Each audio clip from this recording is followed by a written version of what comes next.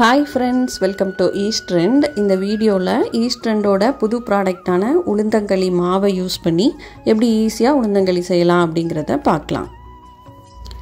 1 cup உளுந்தங்களி மாவுக்கு 1 cup அளவுக்கு கருப்பட்டி எடுத்து வச்சிருக்கேன். 2 கப் அளவுக்கு தண்ணி. அடிகனமான பாத்திரம் எடுத்து வச்சுக்கோங்க. அதுல 2 கப் அளவுக்கு தண்ணி சேர்த்துட்டு தட்டி வச்சிருந்த கருப்பட்டியை சேர்த்துக்கலாம். இந்த அளவுக்கு கருப்பட்டி நல்லா கரைஞ்சதுக்கு அப்புறமா ஒரு ஃபில்டரை வச்சு நல்லா வடிகட்டிக்கலாம். வடிகட்டின கருப்பட்டியை மறுபடியும் அதே பேன்ல சேர்த்துக்கலாம். இப்போ கருப்பட்டி தண்ணி நல்லா கொதிச்சிருச்சு. இந்த ஸ்டேஜ்ல நம்ம எடுத்து வச்சிருக்கிற மாவை இந்த மாதிரி தூவிக்கலாம். மாவை இந்த மாதிரியும் சேர்க்கலாம். அப்படி இல்லை அப்படின்னா தண்ணியில கரைச்சிட்டு கூட சேர்க்கலாம்.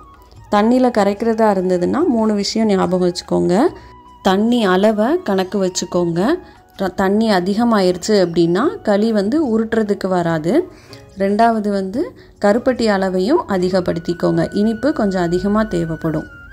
தண்ணியில் கரைக்கும் போது கட்டி கட்டியாக வந்துருச்சுன்னா நல்லா பெரிய கண்ணுள்ள ஜல்லடையில் நல்லா கலந்து விட்டுட்டிங்கன்னா ஸ்மூத்தாக வரும். இப்போது நம்ம செய்கிற மெத்தடில் பார்க்கலாம். மாவு சேர்த்ததுக்கு அப்புறமா கரண்டி போட்டு கிண்ட தேவையில்லை. அடுப்பை நல்லா லோ ஃப்ளேமில் வச்சுட்டு ஒரு 15 மினிட்ஸ்க்கு கருப்பட்டி தண்ணியிலேயே அந்த மாவு நல்லா வெந்துடும். வெந்ததுக்கு அப்புறமா நம்ம கரண்டி போட்டு கலந்து விட்டோம் அப்படின்னா நம்ம கிண்டுறதுக்கு ரொம்ப ஈஸியாக ஸ்மூத்தாக வந்துடும்.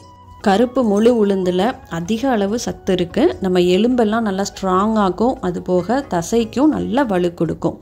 அதனால் வீக்லி ஒன்ஸ் இந்த உளுந்தங்களியை பிரேக்ஃபாஸ்ட்டாக கூட நீங்கள் எடுத்துக்கலாம். இதே மாவை யூஸ் பண்ணி உளுந்தங்கஞ்சியும் ப்ரிப்பேர் பண்ணிக்கலாம். கரெக்டான ரேஷியோவில் உளுந்தங்களி மாவு ரெடி பண்ணி வச்சுருக்கோம்.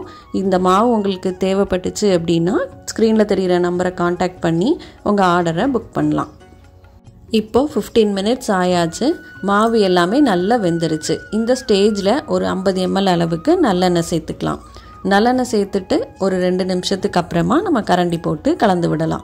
இப்போ வரைக்கும் கரண்டி எதுவுமே போட்டு நம்ம கலந்து விடலை. ரொம்ப ட்ரை ஆனதுக்கு அப்புறமா கிண்ட ஆரம்பிக்காதீங்க. மாவு இந்த மாதிரி கருப்பட்டி தண்ணியும் மாவுமா தளதளான்னு இருக்கும் போதேவும் கரண்டியை வச்சு நல்லா மசிச்சு விட்டுக்கோங்க. அப்படி இல்லை அப்படின்னா இந்த மாதிரி பொட்டேட்டோ மேஷரை வச்சு லைட்டாக அழுத்தி விட்டிங்கன்னா உள்ள மாவும் நல்லா வெந்து ஸ்மூத்தாக ஆயிரும்.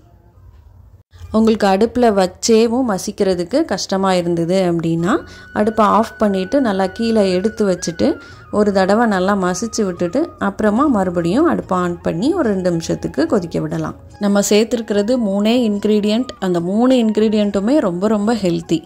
ஸோ கண்டிப்பாக இந்த ஹெல்த்தியான டேஸ்டியான உளுந்தங்களியை நீங்களும் இந்த மாவு வாங்கி ட்ரை பண்ணி பாருங்கள். எப்படி இருந்தது அப்படிங்கிற உங்கள் ஃபீட்பேக்கை எனக்கு கமெண்ட் செக்ஷனில் சொல்லுங்கள். இந்த வீடியோ உங்களுக்கு பிடிச்சிருந்தது அப்படின்னா கண்டிப்பாக நம்ம சேனலுக்கு சப்ஸ்கிரைப் பண்ணுங்கள்.